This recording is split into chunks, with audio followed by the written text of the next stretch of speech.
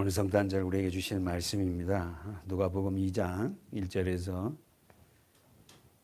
14절까지입니다. 이때에 가이사 아구스도가 영을 내려 천하로다 호적하라 하였으니 이 호적은 구레노가 수리아 총독되었을 때에 첫 번 한 것이라.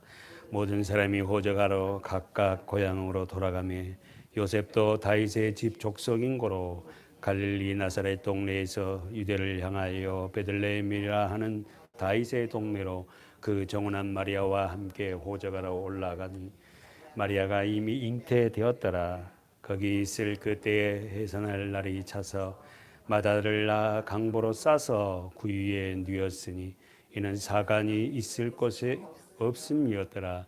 그 지경에 목자들이 밖에서 밤에 자기 양떼를 지키더니 주의 사자가 곁에 섰고 주의 영광이 저희를 두루 비치매 크게 무서워하는지라. 천사가 이르되 무서워 말라. 보라, 내가 온 백성에게 미칠 큰 기쁨의 좋은 소식을 너희에게 전하노라. 오늘날 다윗의 동네에 너희를 위하여 구주가 나셨으니 곧 그리스도 주시니라. 너희가 가서 강보에 쌓여 구유에 누인 아기를 보리니 이것이 너희에게 표적이니라 하더니 호련히 허다한 천군이 그 천사와 함께 있어 하나님을 찬송하여 가로되 지극히 높은 곳에서는 하나님께 영광이요 땅에서는 기뻐하심을 입은 사람들 중에 평화로다 하니라. 아멘. 마지막 누가복음 2장 8절에서 14절까지는 천군 천사의 퍼레이드입니다. 하늘나라의 퍼레이드 잔치가 벌어진 장면으로 전합니다. 누가복음 오늘 성탄절 누가복음 2장 1절에서 14절 말씀입니다. 마태는 우리가 알듯이 마태복음은 서신의 대상이 누구냐면 유대인들이었어요. 마태복음은 유대인들 대상으로 쓴 책이 마태복음입니다. 그러니까 유대인들은 정통적인 유대인들에게 써야 되니까 가장 먼저 뭐가 족보가 나옵니다. 그리고 마가는 로마인들에게 쓴 책이에요. 예수님이 당시에 오실 당시에 여러분이 아시다시피 로마가 세상을 지배하고 있었잖아요. 그러니까 마가복음은 로마인들에게 쓴 책이 로마인들의 대상, 1차적인 대상이에요. 그리고 2차적인 대상은 우리들이죠. 그러니까 1차적인 대상이 마가복음 로마이고 누가는 대상이 누구냐면 이방인들이에요. 그래서 누가복음은 여러분이 다 알다시피 누가는 의사지 않습니까? 그래서 성격이 아주 꼼꼼하고 아주 섬세한 사람이에요. 근데 이 누가가 이방인이에요. 그래서 누가는 원래 집안이 믿음을 갖고 있는 집안이 아닙니다. 그런데 이 누가가 그 당시에 의사들은 높은 하이 클래스가 아니잖아요. 하층들이 의사 생활을 한 거죠. 그러니까 하층 계층에서 태어난 존재입니다. 근데 이 누가가 바울을 통해서 예수를 만나요. 그래서 여러분 잘 알듯이 누가가 어떻게 바울을 만남으로 누구를 만나요? 예수를 만나요.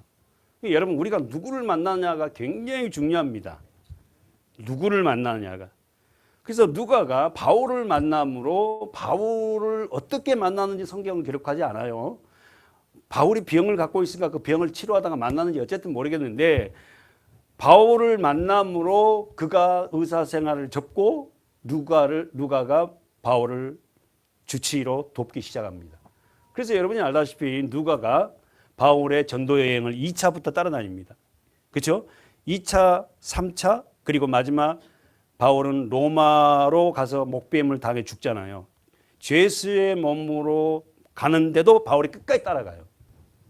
그러니까 누가가 아주 섬세하고 성격이 깐깐하지만 그가 이 전체적인 서신을 보면 아주 고든 성격을 가진 사람이에요.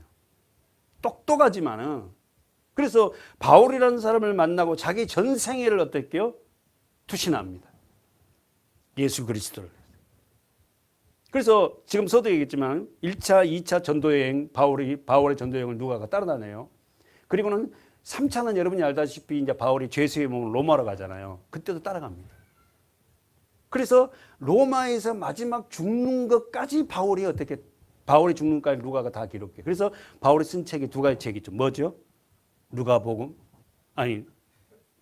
누가가 쓴 책이 두 개죠. 누구죠? 누가복음과 어디죠? 사도행전. 사도행전을 보면은 그 성령이 임해서 마지막까지 바울이 마지막 죽는 목배임은 쓰지 않아요. 근데 로마에서 일어난 일까지 쓰고 끝내요. 그래서 이 누가는 아주 명석하고, 그리고 이 누가복음서를 이 전체적으로 보면 첫 번째 누가복음서 보면은 이렇게 됩니다. 예수 그리스도 성육신 사건. 그럼 두 번째가 예수님의 생애가 기록되어 있고, 세 번째가 예수 그리스도의 죽음, 그리고 마지막이 예수 그리스도 부활. 이렇게 문단이 나눠져 있어요. 그러니까 이 성경을 기록할 수 있다는 것은 굉장히 학식적인 거고, 물론 성령이 조명을 했지만 아주 똑똑하고 아주 모든 다양한 방면에서 아주 굉장한 투철한 사람이죠. 교육이 되지 않고는 이런 책을 쓸 수가 없죠. 아무에게 하나님이 책을 쓰게 하지 않았을 거 아닙니까? 그래서 이 누가복음에는 예수 그리스도의 성육신 사건을 1장부터 시작합니다. 그리고는 예수님이 어떻게 해서 태어났고 그 과정을 기록하고, 그 다음에 예수님이 어떻게 삶을 써요. 생애를. 그 생애를 쭉 기록하다가 그 다음에가 어떻게 해요? 그 다음에 십자가 사건을 쓰고 마지막에 뭐요? 예수님의 죽으심과 부활을. 그걸로 끝이 내요. 그러니까 얼마나 이 성경이요, 책에 있고 얼마나 성령의 조명으로 받아서 누가가 쓰는데, 굉장한 누가복음은 우리가 정말 사랑해야 할 책 중에 여러 가지 책이 있어요. 첫 번째 다시 한번 얘기하면은 마태복음은 유대인들 대상으로 썼고, 마가복음은 로마인을 대상으로 썼지만 누가복음은 누구를 대상이다? 전체 이방, 예수를 믿지 않는 이방인들을 향해서 쓴 책이다. 그리고 여러분 요한복음은 여러분이 잘 아다시피 제가 몇 번 얘기했죠. 요한복음은 영적인 복음이라 독수리 복음이라 해서 그 모든 걸 빼고 영적인 부분을 굉장히 강조한 책이 요한복음이에요. 그러니까 여러분 사복음서를 정확하게 끼고 있으면요, 우리가 성경 전체를 다 낄 수 있어요. 가장 중요한 게 사실 사복음서입니다. 마태, 마가, 누가, 요한복음. 이 사복음서를 정확하게 알고 있으면 성경 전체를 해석할 수 있어요. 왜냐하면 성경 전체의 주제가 누구예요? 예수거든요. 정리해 보세요. 누가복음은 이 서신의 기록자 누가복음은 누구에게 이 책을 헌정하냐면 데오빌로 가카. 2장 1절 2장 보세요. 1장 보세요. 누가복음 1장 1절에서 3절 4절까지 시작. 우리 중에 이루어진 사실에 대하여 처음부터 말씀의 목격자가 되고 일꾼된 자들이 전하해 준 그대로 내력을 저술하고 붓을 든 사람이 많은지라.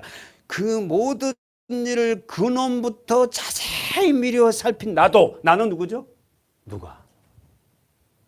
그러니까 누가는 성격대로 말만 듣고 쓴 게 아니라 누가한테 말을 들었으면 그 말을 확인하러 다니는 거예요. 이 말이 사실이니? 너 이 말 봤어? 이 사건을 네가 봤니? 그럼 그때 어땠는데? 그때 그걸 500리의 기적을 네가 느끼면서 그때 뭘 느꼈어? 그런 것들 있잖아. 그 자료를 많이 수집했단 말이에요. 그러니까 방대한 자료를 갖고 있었어요. 누가는. 그 방대한 자료를 어떻게 한다고 아까 이야기했죠. 성육신 사건, 예수님의 생애, 그 다음에 뭐요? 십자가와 부활. 이걸 갖다가 종합해서 압축해서 쓴 책이 바로 누가복음서라고. 그러니까 성경이 굉장한 이 방대한 자료를 압축해서 쓴 책이에요, 이게. 그러니까 여러분 얼마나 이 한 절 한 절이 누가의 심오한 하나님의 그 섭리에 의해서 쓰여진 책인지 여러분 명심하고 색을 봐야 돼요. 그럼 우리는 그냥 보잖아요. 그럴 거 아닙니까? 들은 사람들이, 누가는 예수님이 제자가 아니었잖아요. 그러니까 들은 사람들 말을 다 종합하려니까 어마어마한 자료가 있을 거 아니에요.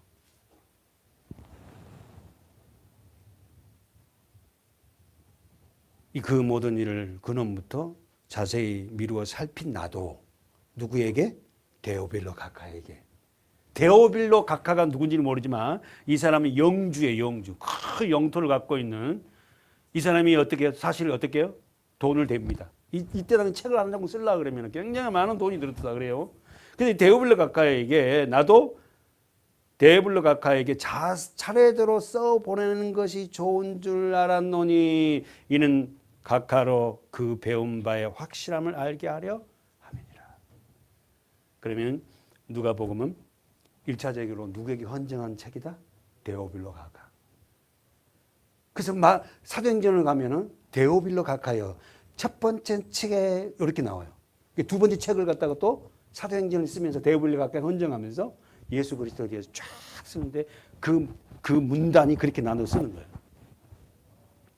사랑하는 여러분, 성경을요, 그냥 성경이 써진 책이 아니에요. 과학적이고 체계적이고 얼마나 섬세하게 써진지 몰라. 그래서 우리가 성경을 볼 때에 그냥 이 문자적으로 이렇게 성경을 본다든지, 어제도 우리가 잠깐 집사님하고 얘기했지만 이 레시버를 꽂고 이게 레시버랍니까? 이 이어폰을 꽂고 성경 보는 건 나는 별로 좋아하지 않아요. 성경 몇 장 오늘 들었다 중요하잖아. 성경을 내 눈으로 보고 그 성경을 하나하나 짚어가면서 이렇게 봐야지. 성경을 이렇게 뭘 꼽아놓고 전체로 왔다 갔다 하면서 이거는요 거의가 문자적인 거예요. 문자적. 깊이 성경을 들여다보지 못해요. 그래서 여러분 시간이 좀 걸리더라도 성경은 정동하고 깊이 들여다봐야 돼요.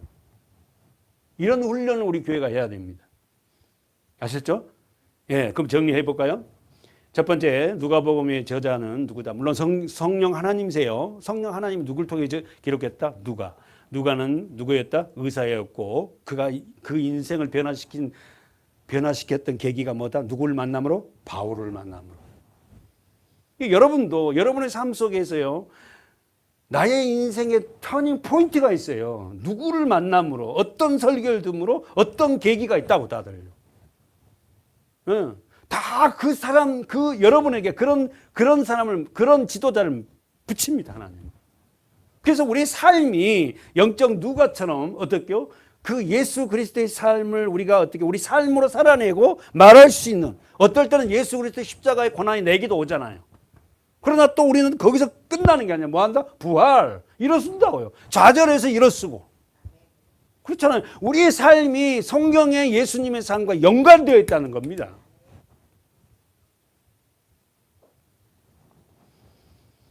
첫 번째, 오늘 이 본문에서 하늘과 땅의 왕이다. 예수는. 그래서 그분이 하늘과 땅의 왕인 그분이 뭐란다? 우리는 뭐라고 얘기한다? 만왕의 왕이란다. 그래서 우리가 138장에서 만왕의 왕 내 주께서 그 다음에 뭐죠? 왜 고초당했나 이 벌레 같은 날 위해 그 보혈 흘러 그 다음에 후렴이 십자가 우리 여러분 가사가 하나가요. 복음입니다. 복음. 그래서 찬양 이렇게 부를 게 아니에요. 예수가 그냥 만왕의 왕이라니까. 만주의 주예요.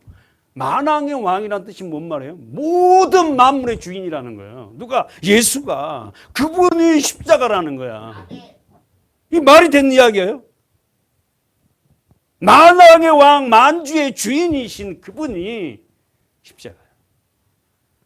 그래서 그걸 아는 사람은 십자가. 내가 처음 볼 때 내 마음의 고통 사라져. 오늘 믿고서 내 눈 밝았네. 예수를 믿으니까 눈이 밝아지는 거예요. 세상이 왜 저런지, 왜 사람이 저 모양으로 살아가는지, 왜 저렇게 살 수밖에 없는지를 십자가를 만나보니까 알아. 자기가 왕이 되어 자기가 주인 되어 살아갑니다. 예수를 모르는 사람은, 십자가를 모르는 사람은. 그 십자가 한 사람은 그 밑에 무릎을 꿇고 하나님 은혜가 아니면 저도 저렇게 살아갈 건데 하나님 내게 은혜를 보여서 말씀대로 살아보려고 발버둥치는 저 자신이 되게 해주심을 감사하다고. 첫 번째 시작이 이렇게 합니다. 1장 보세요. 2장 1절 이때 가이사 아구도스가 영을 내려. 가이사 아구스도 누가복음 2장 1절이에요. 자, 가이사 뜻이 뭐죠? 황제. 가이사 황제예요. 황제 이름이 뭐다? 아구스도. 이분은 역사적으로 여러분 사전을 치면 옥타비우스예요. 옥타비우스를 치면은 예수님의 당시에 다스리고 있던 황제가 네이버에 지금 나옵니다. 그가 제2기간, 그가 어떤 사람인지.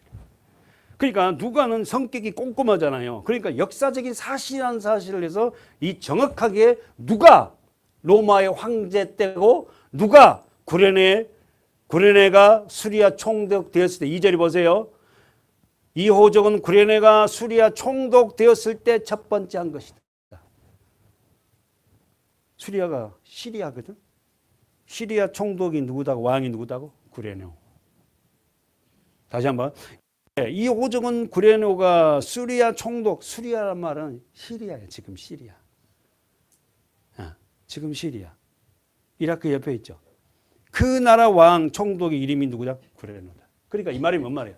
예수님이 오시면 역사적인 사실이다. 가이사 아우구스도가 영을 내렸습니다. 어떤 영을 내렸죠? 천하로 다 호적하라. 왜요? 여러분, 사랑하는 여러분, 세상 왕이 이 영을 내리니까 모든 사람들이 다 그 영에 따라요. 도대체 하나님이 말씀을, 명령을 내렸는데도 사람들이 따르지 않습니다. 하나님 누군지 모르니까. 첫 번째 가이사 아우구스도가 영을 내리던 이유가, 첫 번째 써보세요. 우리 잘 알듯이 뭐죠? 인구조사예요. 뭐 하려고? 세금을 많이 더 올려. 로마가 지배하고 있는 나라. 여러분 잘 알잖아요. 팍스 로마. 모든 길은 로마가 세상을 지배하잖아요. 그러니까 그 세상이 지배하고 있는 모든 식민 지역에 어떻게 인구 조사를 해서 인구당 한 사람씩 인두세라고 세금을 매겨야 되는데 하여튼 돈을 많이 거두려고. 두 번째 이유는 뭐죠? 우리가 잘 아는 예수님의 육신의 부모 이름이 누구예요? 마리아. 아버지는 요셉이죠. 마리아와 요셉이 어디 살아요? 나사렛에 살아요. 약혼을 했어요. 근데 예수님은 동정녀 처녀의 몸으로 잉태가 돼야 돼요. 남자와 여자의 사이에서 잉태하면 안 돼요. 왜? 죄가 상속됐잖아요. 성령으로 잉태해야 되거든. 근데 지금 선택된 자가 마리아예요. 근데 마리아가 지금 어디 있어요? 나사렛에 있는. 나사렛 여러분 아니 산동네. 갈릴리 호수에서 좀 떨어진 곳 산동네 있어요. 그러면은 베들레헴에서 태어나야 되거든. 그럼 나사렛에서 지금 누가 있어요? 요셉과 마리아가 정혼을 했어요. 약혼을 했단 말이에요. 언제 이제 이 결혼식만 남겨놓고 있는 거예요. 근데 그 순간에 예수님이 올 시가 돼서 선택된 자가 마리아예요. 그래서 마리아가 지금 나사렛에 있는데 나사렛에 있으면 안 됩니다. 어디로 와야 돼?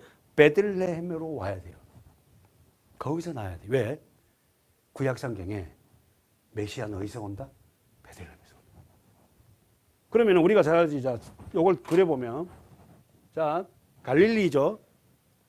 요단강입니다. 사해요. 자, 여기가 어디냐면은 나사렛이에요.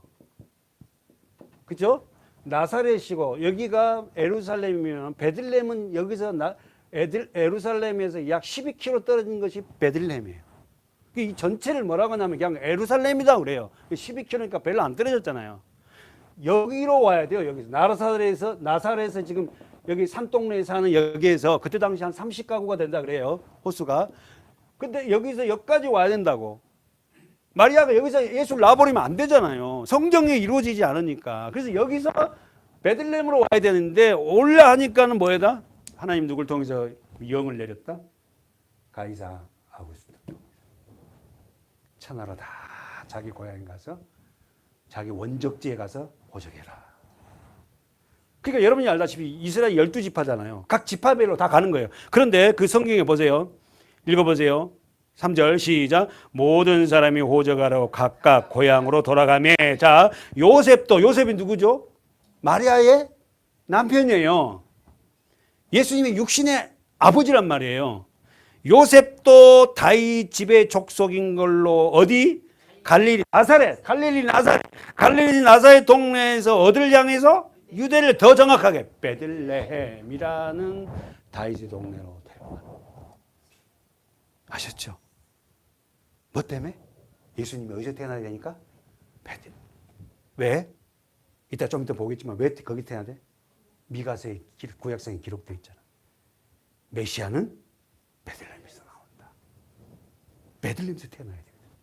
그래서 우리가 알듯이 우리 배웠잖아요. 베들레헴 이러면 떡집. 그러니까 우리나라가 떡이지 왜 유대인들은 뭘 먹어요? 빵을 먹어요. 빵. 진짜 빵 맛있어요. 그 빵. 화덕에 구운 빵. 화덕 피자 말고 빵. 그 사람은 빵이 주식이잖아요. 자, 그러면 정리. 왜 하나님은 로마 황제 가이사 아우구스를 통하여 천하로 호적하라 명령을 하였습니까? 이런 질문에 우리 뭐죠? 예수님이 베들레헴에서 태어나야 되니까. 두 번째는 구약 성경을 이루기 위해서. 자, 미가서 가볼까요? 구약 성경 1295쪽 미가서 한번 볼까요? 그래서 5장입니다. 미가가 썼어요. 자, 성령께서 미가를 통해서 자, 2절 시작. 에브라야 너는 작을지라도 내게서 그의 근본은 상고의 태초에. 자, 잠깐 보세요. 마리아의 남편의 이름이 누구다? 요셉. 요셉의 이름의 뜻을 써보세요. 하나님께서 더하실 것이다. 그러면은 우리 잘 알지죠? 구약 성경에 요셉 나오죠. 권사님 요셉 나오죠? 구약 성경에. 누구의 아들이에요? 야곱. 야곱의 아들이에요. 야곱의 몇 번째 아들? 11번째 아들이에요. 그죠? 루벤부터 시작해서 마지막 아들 베냐민이니까 12명을 놓잖아요. 그렇죠? 그 요셉이 11번째 아들이에요. 11번째. 그 요셉 이름하고 똑같아요. 그러면은 구약 성경의 요셉을 통해서 하나님이 일한 거 여러분 기억나죠? 뭡니까? 형들이 요셉을 팔았어요. 그래서 요셉이 어디로 가요? 애굽으로 가죠. 그런데 전부 다 양식이 없어 기근을 내렸을 때에 7년 풍령 때에 어떻게 양식을 요셉이 어떻게 해요? 저장해 놨다가 칙령 흉년이 될 때에 양식을 팔고. 그래서 형들이 양식 사러 왔을 때 어떻게 했죠? 요셉이 막 시험하잖아. 너희는 간첩이야. 엿보러 왔지? 막 그러잖아. 그때 형들이 어떻게 해요? 창세기 37장 보니까 그 꿈꾸는 그 일들을 생각하면서 회개하는 그 장면들이 그 요셉입니다. 그러면은 요셉 이름의 뜻은 하나님께서 더하실 것이다. 뭘 더해? 은혜를. 또요. 영적으로 우리가 요셉이 돼서 예수를 낳았잖아요. 그러면 하나님께서 우리에게 더하신대. 요셉이라는 이름이. 그러면 뭘 더해? 요셉의 삶 속에 뭐가 하면 여러분 뭐가 생각나? 고난이에요, 고난. 하나님이 뭘 여러분에게 더하시려고 그 반대급부로 뭐가 와? 고난. 요셉은 사실 형제들에게 그런 배신을 당하고 엄청난 고난을 당하잖아요. 뭐 하려고? 그에게 더하시려고. 뭘? 생명을. 그러니까 여러분 하나님의 지도자 된 삶을 살아가야 될 믿음의 사람들이 보통 다가 고난이 말할 수 없는 고난이 옵니다. 잠깐 마태복음 1장에 가보면, 죄송합니다. 미가복음 조금 더 다시 가봅시다. 마태복음 1장에 가보면, 마태복음 1장. 예, 마태복음 1장. 요셉에 대해서 잠깐 보고 다시 넘어봅시다. 마태복음 1장. 예, 1장. 자, 18절. 시작. 예수 그리스도의 나심은 이러하니라. 그 모친 마리아가 요셉과 정혼하고 동거하기 전에 성령으로 잉태된 것이. 자, 시작이 뭐라 그래요? 예수 그리스도의 나심은 이러하다. 놓치지 마십시오. 예수님이 그리스도로 태어나시면 이러하니라. 그 모친 이름이 마리아다. 그래서 여러분 제가 설교했어요. 마리아의 원어 근원은 마라란 말은 쓰다는 거예요. 쓰다. 그 쓴물을 단물로 마라를 마리아를 바꿔. 우리가 사실 다 쓴물이었잖아요. 그래서 여러분 출애굽 가정에서 보면 어디요? 홍해를 가르고 들어왔을 때 마라에 와고 쓴물 때문에 백성들이 막 불평하고 난린 거예요. 물도 못 먹게 이런 광야를 우리를 끌고 와갖고 말이에요. 금방 홍해를 갈라내고 거기서 건져올리고 은혜는 생각하지 않고 당장 막 목마르니까 난리를 치잖아. 그때 하나님이 모세에게 어떤 일이 되죠? 한 나무를 그 물에 던져라 그래요. 그래서 그 나무를 던졌더니 그 쓴물이 단물로 바뀌어요. 우리는 이걸 뭐 에큐메니컬 뭐 이상한 말로 부른다 하지 말고 예수 그리스도 십자가의 은혜로 우리가 쓴물이 단물로 바뀌는 거지. 예. 그 나무라는 게 뭐예요? 계속해서 성경을 보면 그 예수님을 상징한 거죠. 자, 그래서 자 봅시다. 예수 그리스도의 나심은 이러하니라. 그 모친 마리아가 요셉과 정혼이란 뭐예요? 약혼했어요. 아직 결혼식만 남은 거예요. 동거하기 전에 세상에 성령으로 잉태된 것이 나타났어요. 여러분이 아시죠? 왜 마리아가 성령으로 잉태돼야 돼요? 죄를 상속받으면 안 되잖아요. 예수님은. 그렇잖아요. 남녀의 관계에서 태어나면 죄를 상속받아 그 아이도 죄잖아요. 그 예수님 그렇게 태어나면 안 되죠. 하나님 성령으로 태어나야만 죄가 없으신 분이니까. 그 남편 요셉은 의로운 사람이라 저를 드러내지 아니하고 가만히 끊고 자요. 이 말이 뭔 말이라고? 요셉이 자기가 약혼한 여자가 뭐 했다고? 임신이 된 거예요. 요셉 입장에서 충격을 받은 거죠. 아니, 나하고 정혼한 여자가, 약혼한 여자가 임신을 했어? 그럼 간음했네? 그러면 율법에 의해서는 어떻게 죽어야 돼? 돌에 맞아 죽어야 돼. 돌로 쳐서 죽여야 된다고. 근데 요셉이 어떤 사람이면 시작이 19절 요셉은 그 남편 요셉은 의로운 사람. 우리 서문학교의 남편들이 다 의로운 사람 됐으면 좋겠어. 우리 장로님처럼. 할렐루야. 예. 근데 의로운 사람이라 저를 드러내지 아니하고 가만히 이 임신한 사실을 어떻게 해요? 숨기고 파혼하려고 그래요. 이걸 드러내지 않고 조용히 약혼한 사실을 약혼을 이제 물리려 한다고. 예전에 있을 수 없는 이야기. 사랑하는 여러분, 우리 사랑하는 서문학교 남편들 또 아내들, 사실 남편과 아내가 허물이 많습니다. 그때 우리가 어떻게 해요? 덮어줘야지. 이걸 드러내지 않으려고. 어쨌든 덮어야 된다고. 아셨죠? 영적인 요셉 같은 사람이 돼서 세상에 어떻게 자기하고 약혼한 여인이 임신했냐고. 세상에 나쁜 그래가지고 그냥 없는 걸 하지. 그런데 성령이 이제 그에게 나타납니다. 읽어보세요. 20절 시작. 이 일을 생각할 때에 주의 사자가 현몽하여 가로되 다윗의 자손 요셉아 내 아내 마리아 데려오기를 무서워 말라. 저에게 잉태된 자는 성령으로 된 것이라. 아들을 낳으니 이름을 예수라 하라. 이는 그가 자기 백성을 저희 죄에서 구원할. 누가 나타났다고? 주의 사자가, 천사가 나타나. 그래서 요셉이 고민하고 있는데 꿈에 나타나서 다윗의 자손, 20절 보세요. 다윗의 자손 요셉아. 세상에 이름까지 불러줘. 자기 이름을. 요셉이 누구 자손이라고? 다윗의 자손이야. 다윗의 자손 요셉아. 다윗의 자손으로 누가 와? 예수가 와야 되잖아. 거기에 다 선택된 거예요. 선택. 여러분 우리가 영적으로 다 선택된 자들이라. 우리를 통해 누가 와야 돼? 예수가 와야 돼. 그러면서 네 아내 마리아 데려오기를 무서워 말라. 저에게 잉태된 자는 성령으로. 그래서 말씀을 쭉 주면서 구약 성경을 이름까지 잊으면서 자기 백성을 이게 주실 자다. 이 모든 일이 된 일을 주의 선지자로 하신 말씀을 동그라미 쳐봐요.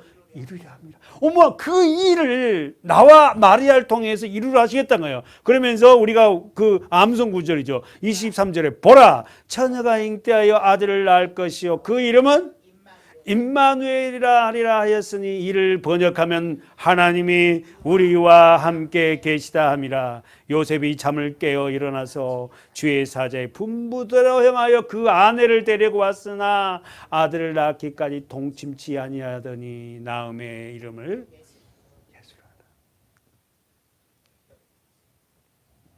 미가서로 우리 가봅시다. 아까 쳤던 미가서. 다시 미가서 가봅시다. 5장 2절. 자, 베들레헴 에브라다야. 베들레헴 뜻이 뭐다고? 떡집. 에브라다는 베들레헴의 또 다른 이름이에요. 베들레헴의 또 다른 이름을 에브라다야. 아셨죠? 똑같아요. 네. 5장 2절. 네. 너는 유다 족속 중 작을지라도. 그럼 여기 보세요. 베들레헴이라는 곳이 작은 마을이에요. 아주 작은 마을이에요. 그럼 여러분 저 네이버에 들어가 한번 보세요. 지금은 굉장히 사람이 많이 삽니다. 산동네인데 굉장히 많이 살아요. 그래서 베들레헴에 거기 가가 예수 탄생 그 교회가 세워져 있는데 베들레헴의 예수 탄생 교회는요 엄청나게 헌금이 많이 들어오죠. 전 세계적으로. 그러니까 돈이 많이 들어오니까 어떻게 합니까? 당장 거기 신앙이 부패가 되는 거죠. 어쨌든 간에 그 베들레헴에서 지금 누가 나와야 된다? 예수가 태어나다. 이는 자 이스라엘을 다스릴 자가 내게서 내게로 어디로? 베들레헴에서 나온다는 거예요. 그러면서 그 보세요. 그 근본은 뭐다? 상고의 대존이라. 자, 근본 써보세요. 근원, 기원이에요. 그의 기원은 예수예요. 예수님은 하나님입니다. 그의 근본은, 그의 기원은 상고란 말은 뭐냐면 영원이에요. 그러니까 하나님이신 예수가 인간의 육신으로 오고 왔는데 그분은 영원하신 분이야. 그분이 어디 태어난다? 베들레헴. 그러면서 태초에니라. 여러분 알다시피 창세기 1장 1절에 태초에 하나님이 천지를 창조하시니라. 그래서 여러분 설교 제가 많이 했습니다. 태초는 뭐죠? 시간의 시작점이에요. 다시 한번 태초란 말은 시간이 시작되는 거예요. 그러면 태초 이전에는 뭐예요? 영원이에요. 그러니까 시간이 시작된 점이 태초예요. 그러니까 태초 이전에는 뭐 영원이에요. 영원. 그러니까 우리가 이 시간 속에서 살아가는 저와 여러분이 이 세상을 끝나면 어디로 들어가? 영원으로 들어가는 거예요. 그래서 여기서는 시간의 시작점에 살아가는 저와 여러분은 이렇게 나이가 들면 머리도 빠지고 막 세포도 죽고 이러잖아요. 예? 그래서 20대 중반부터가 우리가 죽거든, 세포가. 다 죽어가고 있는 거예요, 다. 어쩔 수 없는 거예요. 머리도 빠지고, 다 쥐도 세고. 예. 예. 정리하면은, 미가서 5장 2절, 첫 번째 베들레헴이란 말은 떡집이고, 그 떡집이란 말은 하늘에서 내려온 산떡이고 보잘것없는 그 장소에서 메시아가 온다는 의미고, 두 번째 미가서 5장 2절 두 번째 이스라엘을 다스릴 자, 이 말은 이스라엘을 구원할 자, 이 말이에요. 메시아가 온다. 그분이 누구다? 예수다.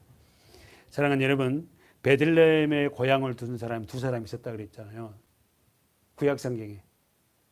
베들레헴의 구약성경에 자기 고향을 둔 사람 첫 번째 누구다? 이세 다윗. 다윗의 아버지가 이세잖아. 다윗의 고향이 어디예요? 베들레헴.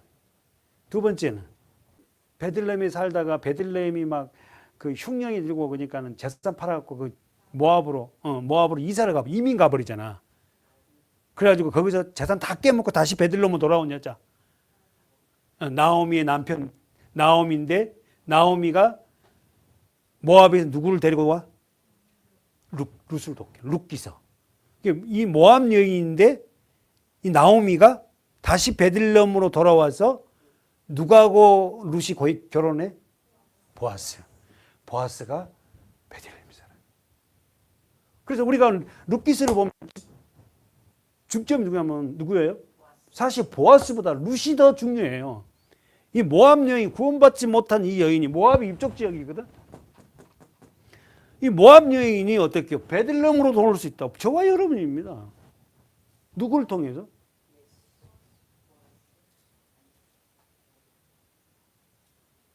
써보세요. 베들레헴이나 고향을 둔 사람은 첫 번째가 다윗의 집안이고 두 번째는 보아스다. 그때 가로였고 룻이 더 죽다. 거기가 누가 태어나야 돼? 하늘에 떡으로 오신 예수. 다 다윗의 집안들이야. 이게. 자, 그러면은 우리는 이 말씀을 이제 정리하고 우리 예배를 마칠 건데요. 자, 미가서에 나와 있는 이 말씀이 그대로 성취돼요. 어디에 의해서? 누구에 의해서? 예수 그리스도를 통해서. 가봅시다. 누가복음 2장. 자, 5절, 6절, 7절입니다. 시작. 그 정혼한 마리아와 함께 호적하러 올라가니 마리아가 이미 잉태되었더라. 거기 있을 그때 해살날이 차서 맏아들을 낳아 강보로 싸서 구유에 누웠으니 이는 사간에 있을 것이. 자, 사간 객실이에요. 객실, 여관, 객실이에요. 객실이 없어. 왜요? 호적하러 그냥 밖에 산 사람들이 자기 그 본적지 다 온 거야. 본적지에 왔기 때문에 그 30가구에 될 만한데 유숙할 곳이 얼마나 있겠어요. 그러니까 요셉도 원 고향이 베들레헴인데 일가 친척집이 있다고. 일가 친척집에 갔더니 자기보다 더 빨리 온 사람들이 방을 잡고 있네. 그렇잖아요. 자기 친척집도 들어갔는데 없어. 방이 없어. 방이. 그래서 여러분 우리가 알다시피 어디서 아이를 낳아요? 마구간이야. 근데 여러분 우리가 생각하는 우리 시골의 그런 마구간이 아니에요. 이스라엘 나라의 그 집 구조는 동물들하고 같이 삽니다. 1층에는 이렇게 마구간식으로 있고 2층에 사람이 살고 그래요. 그러니까 우리가 생각하는 우리 시골에서 집 있고 마구간 있다고 그 막 소똥 냄새 많이 나고 막 지저분한 이런 곳이 아니야. 어쨌든 자, 그러면 우리는 영적으로 예수님이 왜 마구간에 태어나야 되죠? 세상 짐을 지고 가는 하나님의 어린 양으로 태어나야 된다. 양이 어디서 살아요? 마구간. 그러니까 예수님의 탄생이 뭐냐면은 자, 마구간에서 태어났다면 하나님의 어린 양으로서 이 땅에 십자가를 죽으러 오신 거예요. 근데 여러분 사실 요 성탄절은요 기쁨의 날이 아닙니다. 물론 우리 입장에서는 기쁘다 하지만은 하나님 입장에서는 정말 슬픔의 날이지. 우리를 구원하기 위해서 이 땅에 와야 될 하나님이신 그분. 자, 정리. 요셉은 약혼한 아내 마리아와 함께 호적하라고 여행을 시작했습니다. 마리아는 어떤 상태였죠? 5절, 6절, 7절에서 첫 번째, 마리아가 어떤 상태였어요? 이미 잉태되었어요. 해산할 기한이 찼어요. 그래서 7절에 누굴 낳아요? 쓰세요. 7절에 뭐라고요? 왜 맏아들이라 그랬을까요?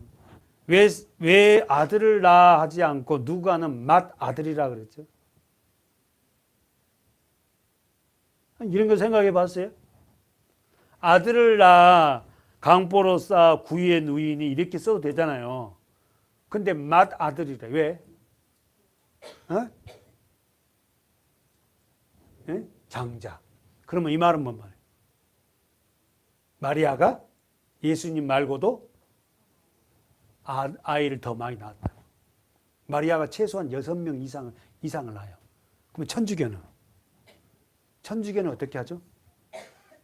마리아는 아이를 낳지 않고 예수만 놓고 성령을 놓고 천주교 교리가 어떻게 돼요? 예수만 놓고 어떻게 됐다? 하늘로 승천했다고 이렇게 가르쳐요. 그래서 마리아를 신성시합니다. 그래서 성당에 우리도 이게 가면 바오로 성당 있잖아요. 정황릉 앞에. 거기 가면은 어떨게요? 성당의 주차장에는 반드시 마리아 상이 있어요. 그래서 거기에 또 천사 날개 같은 거 거기서 막 경비하고 막 하잖아요. 그리고 촛불을 막 켜놓고. 그러니까 여기서 맏아들을 낳았다는 말은 마리아가 예수님을 놓고 그 나머지 동생들도 많이 낳았어요. 어디 보세요? 마가복음 3장 보세요. 31절 읽을까요? 시작. 때 예수의 모친과 동생들이 와서 밖에 서서 사람을 보내어 예수를 부르니 우리가 예수를 둘러 앉았다가 여짜오되 보소서 당신의 모친과 동생들이 누이들이 밖에 찾았나이다. 대답하되 누가 내 모친이며 동생들이냐. 자 보세요. 자 예수님의 31절 예수님의 찾아온 사람이 누구다? 모친과 동생들. 모친 이름이 뭐예요? 마리아. 그리고 동생들이 찾아온 거예요. 왜?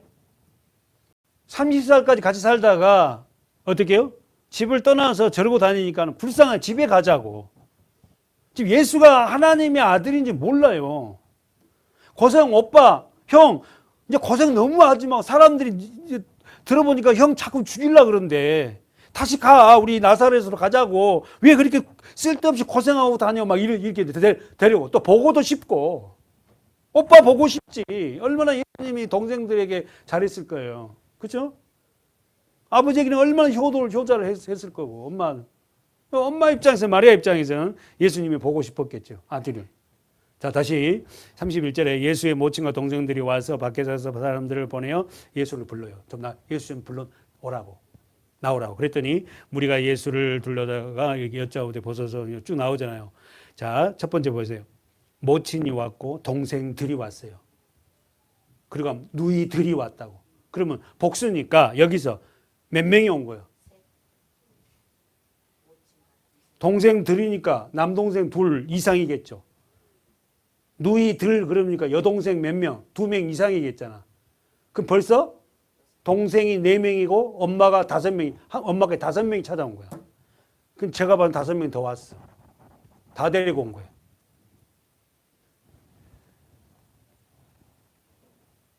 맏아들이라는 것은 마리아가 예수님을 출산 이후에도 계속해서 자녀를 낳았어요. 그러면 천주교의 성경책은 이 본문이 있을까요? 마가복음 3장 32절에 본문이 있을까 없을까? 없어요. 빼버려요. 왜? 있으면 안 되지. 그러니까 천주교는 여러분 천주교는 절대 천주교 교리로는 구원 못 받습니다. 구원은 하나님의 주권적이니까 천주교인을 다 구원 못 받아 이러면 안 돼요. 천주교인 중에서 구원 받을 사람이 있을 거예요. 근데 교리상으로는 천주교인은 구원 못 받습니다. 마리아를 신성시하고 어떻게요? 예수의 기적, 예수의 어떤 그런 걸 다 빼버리는 거야.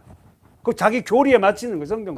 성경도 다 조작하는 거예요. 이런 성경 구절은 그들은 성서라 그러죠. 천주교는 그 책이 없습니다. 그러나 우리에게는 원본 그대로를 우리는 갖고 있어요. 구원받을 자 누구밖에 없다? 예수야. 다시 우리 본문 돌아가 봅시다.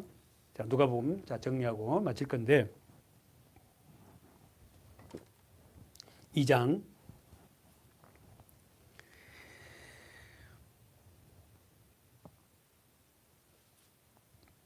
7절 맏아들을 낳아 강보로 싸서 아시죠? 예.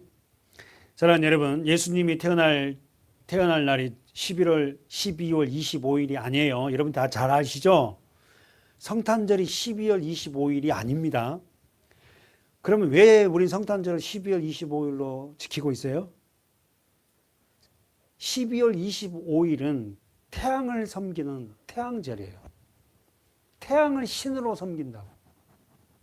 네? 그런데 초대교부들이 어떻게요? 태양보다 더 위대하신 그분을 그냥 우리가 태양절을 폐지하고 이날을 성탄절로 하자. 그래서 정한 거예요. 그래서 이단들은 이것 갖고 또 걸어요. 25일이 성탄절이 아닌데 성탄절 지킨다고. 성경대로 안 하는 종교가 무슨 놈은 구원이 막 이런다. 그러면 여러분이 어떻게 해야 돼요? 안다고. 예수님은 언제 태어났는지 아세요? 아시냐? 모릅니다. 근데 알 수 있는 방법이 대충 알아요. 언제? 누가복음을 쭉 읽어보면은 우리가 지금 읽었잖아요. 누가복음에 목동들이 퍼레이드를 하는 그 천군천사를 보지요. 그 팔레스타인 지역에서 목동들이 목양하는 3월에서 10월 사이에 예수님이 태어납니다.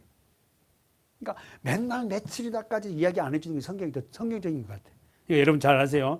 12월 25일은 예수님의 탄생일이 아니고 태양을 숭배하는 날이었는데 예수님은 왕왕의 왕이니까 그 태양도 지배하는 왕이다 해서 12월 25일로 하자한 거고 예수님이 탄생 날은 정확하게 모르지만은 누가복음서를 읽어보니까 언제라고 성경학자들이 얘기한다? 3월에서 10월 이 사이에 서늘하고 그럴 때 태어난 거예요. 그러면은 태양을 무력화시켜버린 날이 있었죠.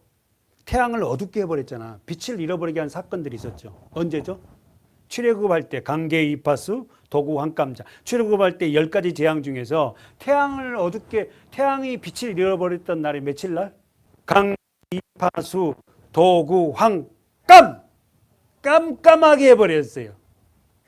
마지막에 장이 뭐요? 어린 양이 죽는 장. 10번째 재앙이 문설주에 피를 발라서 구원을 했잖아. 9번째 재앙이 무슨 재앙이다? 태양을 빛을 잃어버리게. 깜깜하게 해버린 거예요. 그 성경을 읽어보면, 출애굽기 읽어보면 이스라엘에 사는 고센 땅은 깜깜하지 않아요.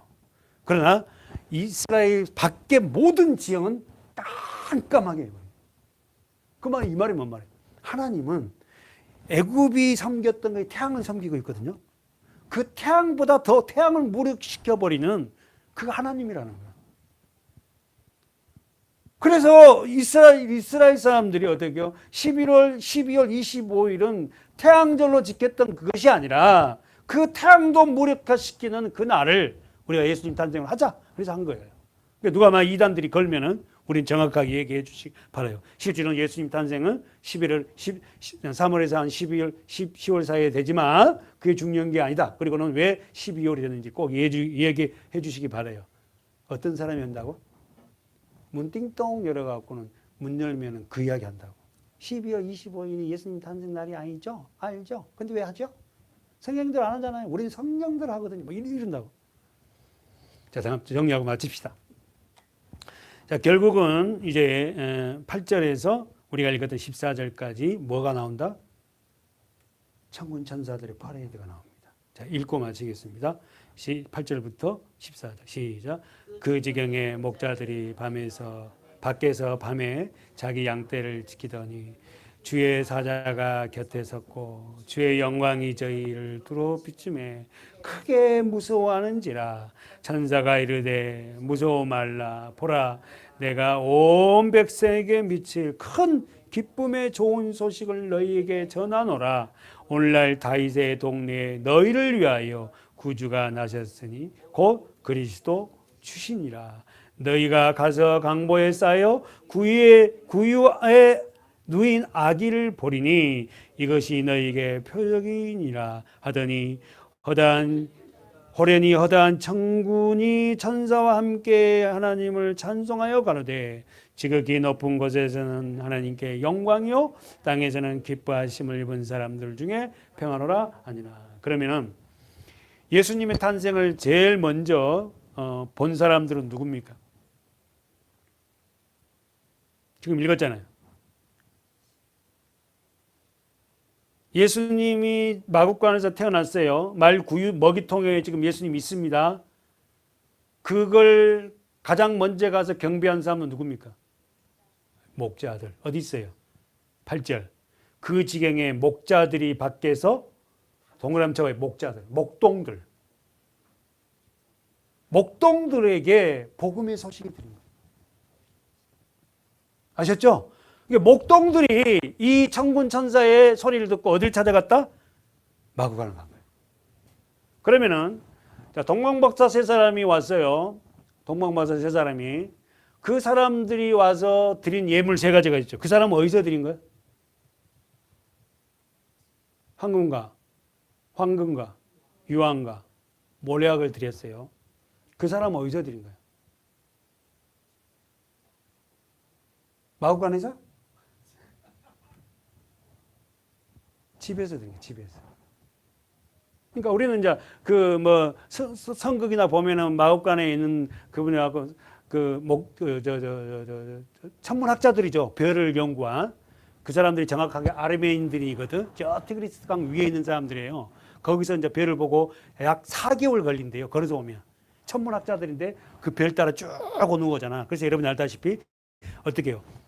예루살렘에 왔는데 별이 없어져 버렸어. 자기를 인도한 별이. 그러니까 이 천문학자들이 세 사람이 어디로 들어갔어? 헤롯 왕한테 갔잖아. 가서 뭐라고요? 유대인으로 태어나신 왕이 어디 있느냐?